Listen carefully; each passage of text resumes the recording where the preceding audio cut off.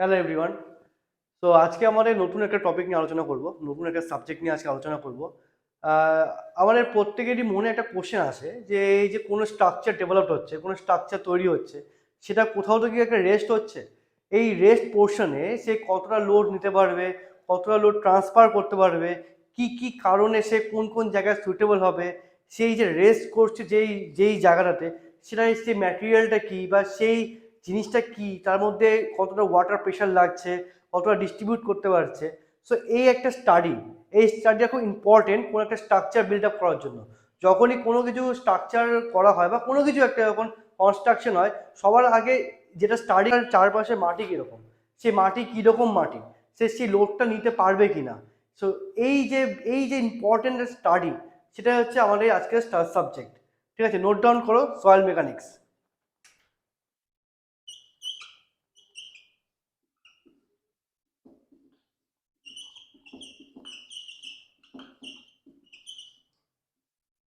Soil mechanics যখনই এই টার্মটা আসে, সবার আগে যার নামটা আসে সেটা হচ্ছে টেটজাকি। টেটজাকি হচ্ছে আমরা আমাদের মানে এই সেমিস্টারে যখন পড়াশোনা করতাম কলেজে, এই টেটজাকির নামটা হচ্ছে আমাদের একদম মানে কি বলবো, মানে একদম গীতা বাক্যের মতো ছিল।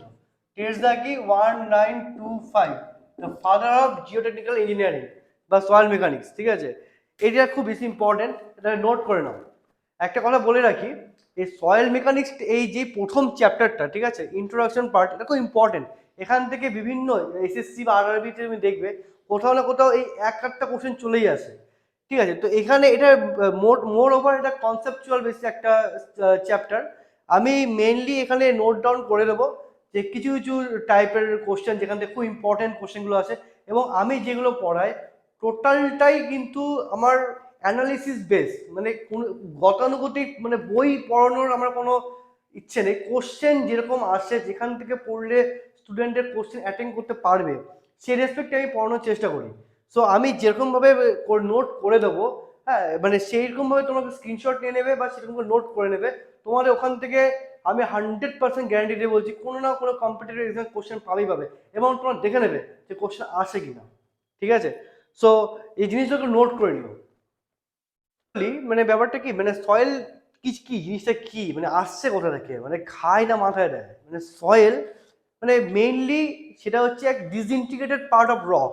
ঠিক আছে, এই অনেক দিন ধরে, এবং আমি একটা জিনিস বলে রাখি, মানে সয়েল অনেক অনেক দিন ধরে রক পড়ে রয়েছে, ঠিক আছে, পাহাড় পর্বত, ওখান থেকে এই বিভিন্ন মানে ভৌগোলিক চাপ তাপ উত্তাপের কারণে কিছু পোর্শন বেরিয়ে গিয়ে সেগুলো ডিসইন্টিগ্রেট হয়ে তার সাথে কিছু অর্গানিক ইনঅর্গানিক ম্যাটেরিয়াল, ঠিক আছে, সেগুলো মিশে একটা সমসত্ব মিশ্রণ তৈরি করে, এবং তারপর সেটা গিয়ে বিভিন্ন মাধ্যমে, জলের মাধ্যমে, বায়ুর মাধ্যমে, বিভিন্ন মাধ্যমে সেটা গিয়ে একটা ডিপোজিটেড হয় এবং সেটাকে ফর্ম করে, এবং এর কিছু ফিজিক্যাল এবং কেমিক্যাল কিছু ওয়ে রয়েছে। ঠিক আছে, এই জিনিসগুলো আমাদেরকে জানতে হবে। এখান থেকে সেরকম কোনো কোশ্চেন আসে না, জাস্ট জানার জন্য এবং চ্যাপ্টারটা শুরু করার জন্য জাস্ট আমার বলার আর কি। তো সঙ্গে থাকো। সয়েল মেকানিক্সের সয়েল মেকানিক্সের একটা বেসিক একটা কনসেপ্ট আর কি। ঠিক আছে, একটা ফিজিক্যাল আর কেমিক্যাল, ঠিক আছে, এই দুটো মাধ্যমে সয়েল আলটিমেটলি গিয়ে একটা ফর্মে আসে, মানে যেটা আমরা ওই সমসত্ব মিশ্রণ, এই মিশ্রণের কিছু ফিজিক্যাল ফরম্যাটে কিছু ডিসইন্টিগ্রেট হয়, তাহলে কেমিক্যাল ফরম্যাটে। তো আমরা এইটা দেখি, আগে ফিজিক্যালটাকে দেখি। এটা একটু একবার স্ক্রিনশটটা নিয়ে নাও আর একটু নোট করে নিও। এই ফিজিক্যাল ফরম্যাটে হোয়াইট ওয়াটার গ্লেসিয়ার, এই তিনটে ফর্মে মেনলি ডিসইন্টিগ্রেট হয়। লেখা আছে disintegration cause by alternate freezing and throwing, মানে আবার ঠান্ডা গরমে যে ইয়েটা হয় তার রেসপেক্টে যে ফিজিক্যাল ফরম্যাট, এই বাতাস, জল এবং গ্লেসিয়ার যেটা বরফের মাধ্যমে, সেগুলো হয়, এবং এর মাধ্যমে যে ডিসইন্টিগ্রেট হয়ে যে সয়েলটা যে ফর্ম তৈরি করে, এটা বাল্কি নেচারে হয়, বাল্কি হয়। তো সেগুলো থেকে আমরা যেগুলো মেনলি পাই সেগুলো হচ্ছে রাউন্ডেড পাই, ইলংগেট পাই, ফ্ল্যাট পাই। ঠিক আছে, এগুলো বিভিন্ন শেপ, ঠিক আছে, সয়েলের, এবং এগুলো বিভিন্ন ক্ষেত্রে বিভিন্ন কাজে লাগে, এবং প্রত্যেকটার আলাদা আলাদা প্রপার্টিস আছে। এগুলো আমরা পরে গিয়ে পড়বো। For example gravel and sand লেখা আছে, সবগুলো পরে ডিটেলস আলোচনা করা হবে। জাস্ট ফর এক্সাম্পল মানে জাস্ট বলে দেওয়া হচ্ছে আর কি। আর কিছু কেমিক্যালি যেগুলো আর কি ডিসইন্টিগ্রেট হয় ডিউ টু কেমিক্যালি, মেনলি যেটা জলের সাথে যদি বেসিক্যালি যদি অ্যালকালি বা অ্যাসিড যদি থাকে, তাহলে আরও কেমিক্যালি রিয়াকশন হতে সুবিধা হয়। তো সেটার ক্ষেত্রে যখন কি হয়, সেটা কলোয়েডিয়াল পার্টিকেলস রেডি করে। কলোয়েডিয়াল যেগুলো পার্টিকেলসগুলো 2 মাইক্রনের থেকে ছোট, সেগুলোকে কলোয়েডিয়াল পার্টিকেলস বলে। এগুলো পরে কি জানতে পারবো, দ্যাট লাইক ক্লে। তো এগুলো সাইজ কোনগুলো কিরকম, fine grain size, course grain, এগুলো আমরা পরের চ্যাপ্টারে গিয়ে পড়বো। এখন অ্যাকচুয়ালি সবারই সব নলেজে থাকে, যখন এগুলো বলতে যাচ্ছি একবারে রিলেট করা সহজ মানে সম্ভব নয়। যেহেতু একবারে আস্তে আস্তে যাচ্ছি, একটু মানে ধৈর্য রেখে যদি শোনা যায় তাহলে জিনিসগুলো ক্লিয়ার হয়ে যাবে। আর আমি সেগুলোই নোট ডাউন করতে বলবো যেখান থেকে কোশ্চেন কিন্তু আসে। আমি অ্যানালিসিস করে কিন্তু আমি পড়াচ্ছি, মানে কোনো রকম ভাবে এটা না যে বই দেখে গতানুগতিকভাবে পড়াবো, সেরকম কিন্তু নয়। এই কলোয়েডিয়াল ফর্মগুলো রেসিডুয়াল সয়েল, এই টার্মটা, এই এই রেসিডুয়াল সয়েল জিনিসটা, এটাকে খুব মানে মাথায় গেঁথে নিতে লাগবে। এটাকে নিয়ে প্রচুর পড়াশোনা আছে এবং এখান থেকে কোশ্চেন আসে, ঠিক আছে? তো এইভাবে, আর যেহেতু এই ইয়েটা মানে সয়েল মেকানিক্স যেটা আমি এখন পড়াচ্ছি, এটা কনসেপ্ট বোঝার থেকে কিছু পয়েন্টস ওরিয়েন্টেড পড়াশোনা বলে আমি একবার লিখে নিচ্ছি, দেন আমি একবার বলে দিচ্ছি, ঠিক আছে? সাপোজ ধরো এই যে একটা পাহাড়ের মধ্যে, ঠিক আছে, যেখান থেকে ফর্মেশন হচ্ছে, ঠিক আছে, এর মধ্যে এইখান থেকে এই পোর্শনটাতে ফাটল আছে, ঠিক আছে, এই ফাটল রয়েছে। এটা খারাপ পোর্শন, মানে এটা পুরো এই পোর্শনটাতে মনে করো যে এর মধ্যে কোনো সেরকম মানে সেরকম আর কি জোর নেই। এই পোর্শনটা, এই পাথরটা খুলে পড়ে যাবে। সেটা বাই ওয়াইন্ড হলো, বাই বাই ওয়াটার হলো, বা যাই হোক, যে ক্ষেত্রে, বা গ্লেসিয়ার হলো, এর ক্ষেত্রে এই পোর্শনের যদি ফিজিক্যাল ফরম্যাটটা চেঞ্জ হবে, এটা গিয়ে যাই যেটাই তৈরি করুক না কেন বা যেখানে যাক না কেন, এটা জাস্ট ফিজিক্যাল ফরম্যাটটা চেঞ্জ হবে, কেমিক্যালি এর কোনো চেঞ্জেস আসবে না। এটা মাথায় রাখতে লাগবে যে আমরা যখন ফিজিক্যাল ওয়েদারিং বা কেমিক্যাল ওয়েদারিং যখন কথা বলবো, যে জিনিসটা আমাদের কাছে চলে যাচ্ছে, হ্যাঁ, যে রক থেকে যে পোর্শনটা চলে যাচ্ছে, বা ওয়াইন্ড হোক বা গ্লেসিয়ার হোক, যেখানে হোক, তাতে তার কোনো কেমিক্যালি কিন্তু কোনো চেঞ্জেস আসবে না। ওকে, তো রেসিডুয়াল সয়েল যেটা মেন আর কি আমরা মাথায় রাখবো, রেসিডেন্ট মানে যেখানে সয়েলটা যেখানে তৈরি হচ্ছে, at that point, at that location সয়েলটা সেখানেই থাকবে, that is called residual soil. আমি এখানে পরপর পয়েন্ট করে অ্যালুভিয়াল, পরে এগুলো আর কিছু important soil, aeolian soil, alluvial soil, আরও সয়েল আসবে ট্রান্সপোর্টেড, সেগুলো আমি পড়বো। আমি এগুলো লিখে দিচ্ছি পরপর করে, এগুলোকে স্ক্রিনশট নিয়ে নিও, তাহলে তোমার মাথায় রাখতে সুবিধা হবে। আমি আবারও বলছি, আমি ঠিক সেই পয়েন্টগুলো পড়াবো যেখান থেকে কোশ্চেন আসে। এমনি ওই গতানুগতিক পড়িয়ে মানে জাস্ট মুখস্থ করার জন্য, মানে এখন তোমরা ভাবতেই পারো যে কেন জিও টেকনিক্যাল ইঞ্জিনিয়ারিং এর কথা বললাম না, কেন soil mechanics Jio technical engineering এর মধ্যে ডিফারেন্স বললাম না। ওগুলো ইম্পর্টেন্ট না, জাস্ট টাইমটা বাড়ানো হবে। যেখান থেকে কোশ্চেন আসবে আমি সেটুকুই পড়াবো। সো রেসিডুয়াল সয়েল আর ট্রান্সপোর্টেড সয়েল যেটা আমি বলছিলাম, situated at same position at where it is form, ঠিক আছে, ওয়ার ইট ইজ ফর্ম, এটা একটু লেখাটা ভুল করেছি, ওয়ার ইট ইজ ফর্ম হবে, same position where it is formed, ঠিক আছে। আর ট্রান্সপোর্টেড সয়েল মানে যেই ফরমেশনটা তৈরি হলো কেমিক্যালি হোক বা ফিজিক্যালি ওয়েদারিং এর মাধ্যমে, সেটা বাই ট্রান্সপোর্ট কোথাও গিয়ে যায়, কোথাও গিয়ে জমা হয়, এবং এটা বিভিন্ন মাধ্যমে, বাই এয়ার হতে পারে, বাই বাই ওয়াটার হতে পারে, গ্লেসিয়ার হতে পারে, বিভিন্ন বিভিন্ন ক্ষেত্রে বিভিন্ন রকম আছে, বিভিন্ন ক্ষেত্রে বিভিন্ন নাম বলে, ঠিক আছে। তো ওগুলো আমি এটাকে মুছে দিচ্ছি, মুছে দিয়ে এটাকে ট্রান্সপোর্টের সয়েল বেশি মানে খুব ইম্পর্টেন্ট আর কি এই জায়গাটা। এটা আমি পরপর পয়েন্ট করে লিখছি, লিখে আমি বলছি, নোট করে নেবে বা স্ক্রিনশট নিয়ে নেবে। সো যেরকম বললাম আর কি, যে ট্রান্সপোর্টেড রেসিডুয়াল সয়েল আর ট্রান্সপোর্টেড সয়েল, রেসিডুয়াল সয়েল যেটা থেকে যাবে আর কি, আর ট্রান্সপোর্টেড ক্ষেত্রে যেটা ট্রান্সফার হয়ে যাবে সয়েল, মানে আমার এই থেকে সাপোজ এখানে এই কিছু থেকে তৈরি হলো এই সয়েল, সাপোজ এই সয়েলটা এখানে থেকে গেল, that is residual.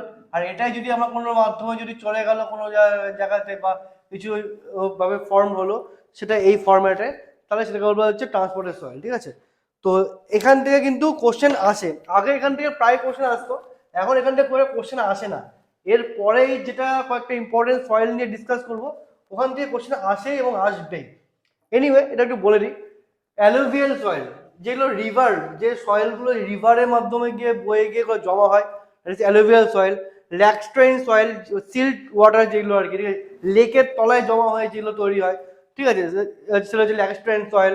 Marine deposit আর কি, সি ওয়াটারের ক্ষেত্রে সমুদ্রের জল দিয়ে গিয়ে যেটা গিয়ে জমা হয়, সেটাকে বলা হচ্ছে মেরিন ডিপোজিট। তুমি দেখবে মেরিট ক্লে, মেরিট ক্লেতে অপশন আছে, ঠিক আছে, যে কোন সয়েলের মাধ্যমে মেরিট ক্লে ইয়ে হয়, এটা মনে রাখার একটা ফর্মুলা, এম এম এটা জাস্ট মানে ওই পরীক্ষা হলে মানে জাস্ট স্ট্রাইক করার জন্য, মনে রাখার জন্য। মেরিন ডিপোজিট, মার্ল ক্লে, ঠিক আছে।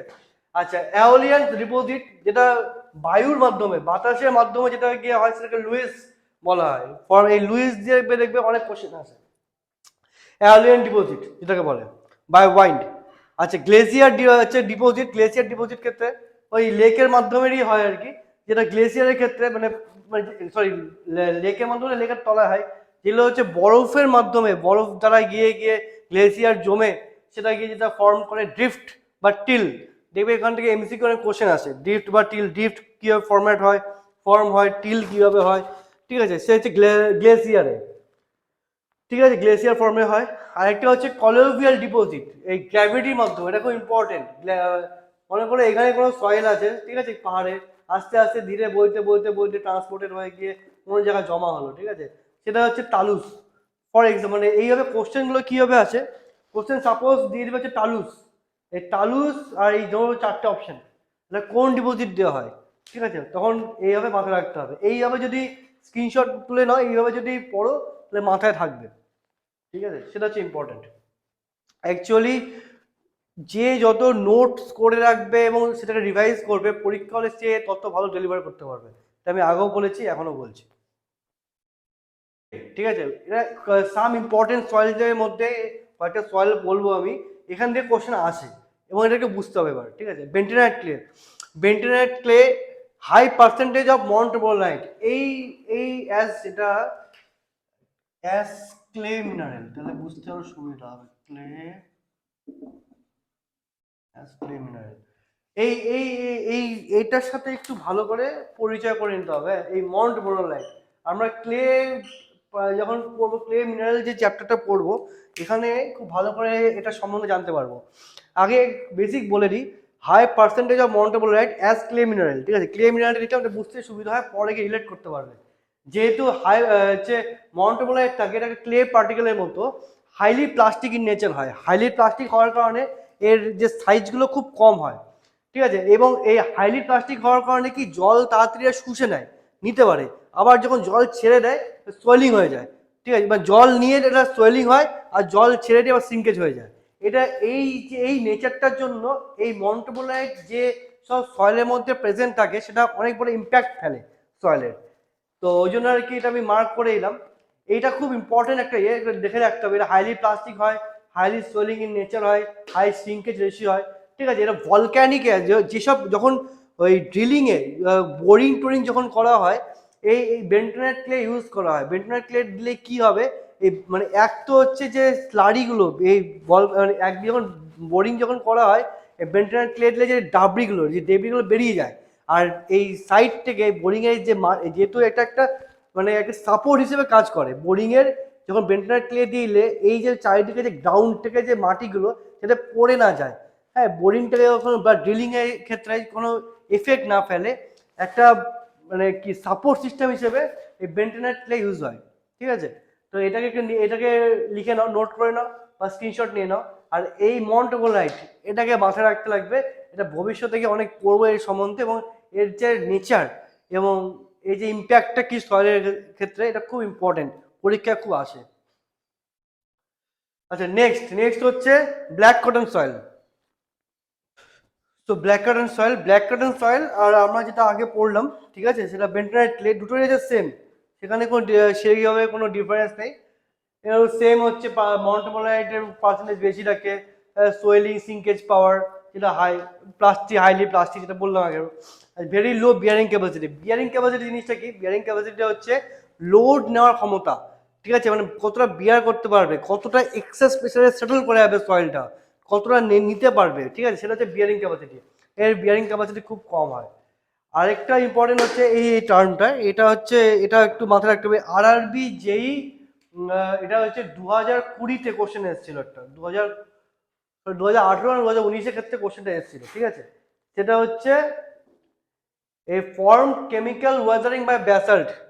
এটা হচ্ছে ব্ল্যাক কটন সয়েল যেটা, সেটা হচ্ছে কেমিক্যালি ওয়েদারিং ব্যাসাল্ট থেকে এই সয়েলটা তৈরি হয়। এটা খুব ইম্পর্টেন্ট একটা কোশ্চেন, এটা কিন্তু এসেছিল কোশ্চেনে হচ্ছে আরআরবি জেইতে, ঠিক আছে। তো আমি সেই হিসেবেই নোটগুলো করি, যাতে যে প্রিভিয়াস ইয়ার্স কোশ্চেনগুলো যেন কভার হয়ে যায়, আর যেগুলো এসছিল কোন বছর এসছিল যেন বলতে পারি। ঠিক আছে, এরকম নোট ডাউন করে নাও। লোম সয়েল, ঠিক আছে, mixture of sand, silt and clay, ঠিক আছে। For example garden soil, irrigation engineering এর ক্ষেত্রে গার্ডেন সয়েল এই টার্মটা শুনেছি, ঠিক আছে। কি হয়, এটা কি, স্যান্ড সিল্ট অ্যান্ড ক্লে, মানে কি হচ্ছে, স্যান্ড মানে দানা বড় কোর্স গ্রেন সয়েল, আর কোর্স গ্রেন, আর এই সিল্ট অ্যান্ড ক্লে হচ্ছে fine grain soil. Course grain soil, fine grain soil জন্য ডিফারেন্সকে আমরা পরে চ্যাপ্টার পড়বো।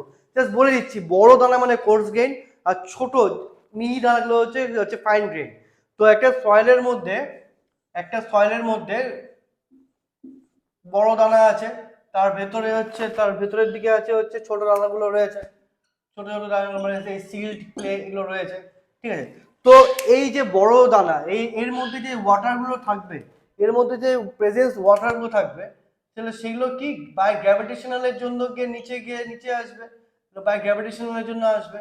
আর এইগুলো যেগুলো ছোট দানা, এর নিচে যে ওয়াটারগুলো আছে, ছোট দানাগুলো, এগুলো কি বাই ক্যাপিলারি অ্যাকশনের জন্য গিয়ে নিচে আসবে, যেগুলো প্ল্যান্টেশন ভেজিটেশনের যে জলগুলো পায় এই ফাইন গ্রেনের মধ্যে থেকে পায়, ঠিক আছে। তো যে সয়েল যার মধ্যে mixture of course and fine দুটোই থাকবে, সেটাকে আমরা বলছি লোমি সয়েল, ঠিক আছে। এটাকে মাথায় রাখতে হবে, এখানে কোশ্চেন আসে। এই যে যেগুলো হচ্ছে যেটা গ্র্যাভিটেশনাল ওয়াটার দিয়ে যেগুলো মানে কোর্স গ্রেনের মধ্যে যে ওয়াটার পার্টিকেলস গুলো থাকে, যেহেতু এর মধ্যে ফাঁকটা বড় থাকে, ঠিক আছে, এটা এরেশন মানে হচ্ছে বাই এরা কিন্তু এয়ার ফর্ম, এয়ারের জন্য কেমিক্যাল রিয়াকশনের ক্ষেত্রে এরা মুখ্য ভূমিকা নেয়, ঠিক আছে, যেহেতু দুটো পার্টিকেলের মধ্যে এয়ারেশন করার জন্য জায়গা থাকে, ঠিক আছে। আর ফাইন গ্রেনসের মধ্যে অত থাকে না, বা এটা ক্যাপিলারি রিয়াকশনে এরা কেমিক্যালি ফর্মেটে চলে যায়, ঠিক আছে। সো এটা হলো, তারপর হচ্ছে ইনডিউরেটেড ক্লে। ইনডিউরেটেড ক্লে যখনই আসবে, এটা মাথায় রাখতে লাগবে, ইনডিউরেটেড ক্লে অত্যাধিক চাপ এবং তাপ, দীর্ঘদিন ধরে অত্যাধিক পরিমাণে চাপ এবং তাপের জন্য যে ক্লের উপর দীর্ঘদিন ধরে পর অনেক দিন ধরে যাবত হচ্ছে heat and pressure, heat and pressure from long time, যে ক্লে ফর্মেশন করে সেটাকে বলা হচ্ছে ইনডিউরেটেড ক্লে। এটা ওটা ইম্পর্টেন্ট না, তবে জেনে রাখা দরকার, কোন কোশ্চেন আসতেও পারে।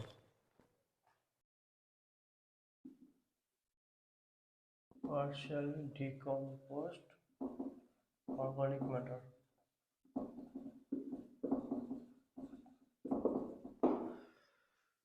সো এবার হচ্ছে অর্গানিক ক্লে, ঠিক আছে। অর্গানিক ক্লের ক্ষেত্রে এগুলো জাস্ট একটু মাথায় রাখতে লাগবে, এই তিনটে কোশ্চেন আছে মেইনলি, ঠিক আছে। এর অর্গানিক ক্লে ওটা কি, সেটা mixed with decompose vegetation, dead or decade matters, ঠিক আছে। যেসব সয়েলের ক্ষেত্রে ডিকম্পোজড একদম মানে অনেকদিন ধরে ওই যেগুলো ডাস্টবিনে দেখা যায় না, যে ভেজিটেশনসগুলো ফেলে রাখা থাকে, এইসবগুলো ডিকম্পোজ হয়ে যে মাটির মতো সয়েল সমসত্ব মিশ্রণ তৈরি করে, সেগুলোকে অর্গানিক ক্লে বলা হয়। এগুলো তিনটে পার্ট রয়েছে, এটা হচ্ছে একটা মাক, MUCK, ঠিক আছে, মাক, পিট অ্যান্ড হিউমাস। মাক হচ্ছে ইনঅর্গানিক প্লাস অর্গানিক ম্যাটার, ঠিক আছে। অর্গানিক মানে ভেজিটেশনস গুলো চলে গেল, ঠিক আছে। আর এগুলো হচ্ছে পিট, যেটাকে বলে হচ্ছে ফুললি ডিকম্পোজ অর্গানিক ম্যাটার, যেসব অর্গানিক ম্যাটারগুলো ফুললি ডিকম্পোজ হয়ে যায়, যে একদম পচে নষ্ট হয়ে যায়, তারপর সেক্ষেত্রে যে সমসত্ব মিশ্রণ তৈরি করে সেটা হচ্ছে পিট। আর হিউমাস যেটা হচ্ছে পার্শিয়ালি, লাইক জাস্ট 3-4 দিন ধরে গার্বেজ ফেলে রাখা হয়েছে, এখনো ফুললি ডিকম্পোজড হয়নি আর কি, সেটাকে বলা হচ্ছে হিউমাস।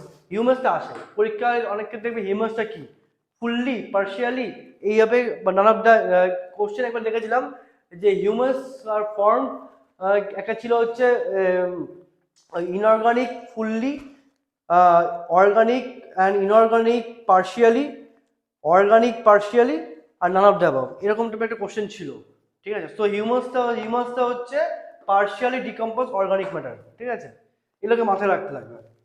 ক্যান্ডিডেট যে চাকরি পাবে আর যে চাকরি পাবে না, সেটা হচ্ছে যে খুব ছোট ছোট পয়েন্ট প্রিভিয়াস ইয়ার্স কোশ্চেন্সে এসছে এবং সেটাকে নিয়ে একটু অ্যানালাইসিস করবে, সেটা পড়বে, টুক্কা মারবে না, ঠিক আছে। যে এই যেমন হিউমাসটা বললাম, যে যে এই ছোট ছোট পয়েন্টগুলো একটু পড়বে, মাথায় রাখবে, শর্ট নোট করে রাখবে, সেই গিয়ে চাকরিটা কিন্তু পাবে।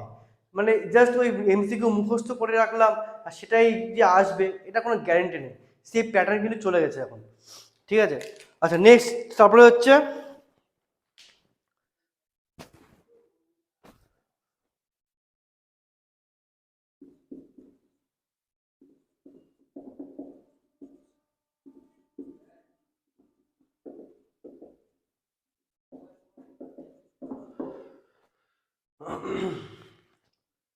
আরও কিছু ইম্পর্টেন্ট সয়েল, ঠিক আছে, যেগুলোতে কোশ্চেন আসে মেনলি, তো সেগুলো একটু জেনে রাখতে হবে।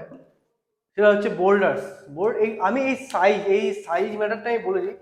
এই সাইজ ফাইজ নিয়ে এখন অত চাপ নিও না, আমি নেক্সট চ্যাপ্টারে পুরো সাইজের আমি একটা চার্ট করে দেবো, যেখান থেকে বুঝতে খুব সুবিধা হবে। ফাইন গ্রেনস, কোর্স গ্রেন, কোনটাকে সিল্ট, ক্লে, গ্র্যাভেলস, কোবালস, তারপরে হচ্ছে কোনটাকে কি বলবো, কেন ফাইন গ্রেনস বলছি, কেন কোর্স গ্রেন বলছি, পুরো চার্ট আমি বলে দেবো। আজকে যদি এর মধ্যে বলতে যাই তাহলে ব্যাপারটা মাথায় থাকবে না, পুরো ঘেটে যাবে। তো হচ্ছে boulder size more than 300 mm, সেটা বোল্ডার বলবো। আচ্ছা, ক্যালসেরিয়াস একটা বিএমসির কোশ্চেন আসছে, বিল্ডিং ম্যাটেরিয়ালস অ্যান্ড কনস্ট্রাকশনের কোশ্চেন, যেটা এসএসসি যেহেতু এসেছিল, যেটাকে আমরা ক্যালসেরিয়াস বলছি, ক্যালসেরিয়াস সয়েল, সেখানে large quantity of CaCO3 calcium carbonate থাকে। ঠিক আছে, আচ্ছা কবলস, কবলস হচ্ছে যে 80 থেকে 300 mm, এটার সাথে এটা খুব গোলায়।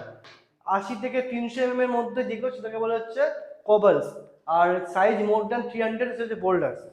আরেকটা হচ্ছে ল্যাটেরাইট। ল্যাটেরাইটটা খুব ইম্পর্টেন্ট, ট্রপিক্যাল রিজিয়নে মেনলি এটা দেখতে পাওয়া যায়। এটা মেন বিশেষত্ব হচ্ছে এর মধ্যে আয়রন অক্সাইড আর অ্যালুমিনিয়াম অক্সাইড থাকে। তো যেই জন্য প্রথমে ল্যাটেরাইট সয়েলটাকে নিলে সফট ফিল হবে হাতে, বাট পরে আস্তে আস্তে যেহেতু আয়রন অক্সাইড থাকে এটা হার্ড হয়ে যায়। ঠিক আছে, এই ট্রপিক্যাল রিজিয়নগুলোতে এগুলো মেনলি ল্যাটেরাইট সয়েল দেখা যায়। তো আজকে আমরা মেইনলি কি পড়লাম, আজকে সয়েল মেকানিক্সে আমরা ইন্ট্রোডাকশন চ্যাপ্টারটা পড়লাম, যে সয়েল জিনিসটা কি, কেন সয়েলটা পড়বো, মানে অ্যাকচুয়ালি কোনো জিনিস যখন কোনো জায়গায় রেস্ট করবে, সেই রেস্ট পোর্শনটা, সেই স্ট্রাকচারটা কতটা নিতে পারবে, তার ক্যাপাসিটি কত, কখন সে ফেল করবে, এ কখন সেটেলমেন্ট চলে আসবে, এই যে টার্মগুলোর ক্ষেত্রে বেসিক যেগুলো আমরা ইন্ট্রোডাকশন আসবে, সেই জন্য আমরা সয়েল মেকানিক্স পড়লাম। ঠিক আছে, তো সয়েলের ক্ষেত্রে যেগুলো পড়ালাম ওখান থেকে খুব বেসিক বেসিক কোশ্চেনগুলো আছে, তো এগুলোকে একটু মাথায় রাখতে লাগবে।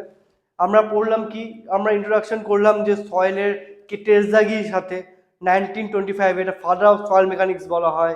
ঠিক আছে, সয়েলের বিভিন্ন ভাগ, সয়েল কীভাবে পাচ্ছি, পাহাড় থেকে, বিভিন্ন জায়গা থেকে, বাই বিভিন্ন অনেকদিন ধরে থাকার ফলে চাপ তাপ, বিভিন্ন ভৌগোলিক কিছু এক্সচেঞ্জের ফলে সেইগুলো গিয়ে সমসত্ব মিশ্রণ কোনো জায়গা থেকে বাই ফিজিক্যাল বা বাই কেমিক্যাল ইরোশনের মাধ্যমে তৈরি হচ্ছে, কোনোটা গিয়ে থেকে যাচ্ছে একই জায়গাতে, কোনোটা বাই ট্রান্সপোর্টের হচ্ছে, সেই ট্রান্সপোর্টের বিভিন্ন মাধ্যমে হচ্ছে, বাই ওয়াইন্ড হচ্ছে, বাই এয়ার হচ্ছে, by air, by wind, by water, by glacier, কোনটা ক্ষেত্রে কি বলবো, ড্রিফট কখন বলবো, ল্যাগস্ট্রাইনের ক্ষেত্রে talus, gravity, by gravity fall যখন আসে সেখান থেকে এমসিকিউ কোশ্চেন আসে আমি বললাম।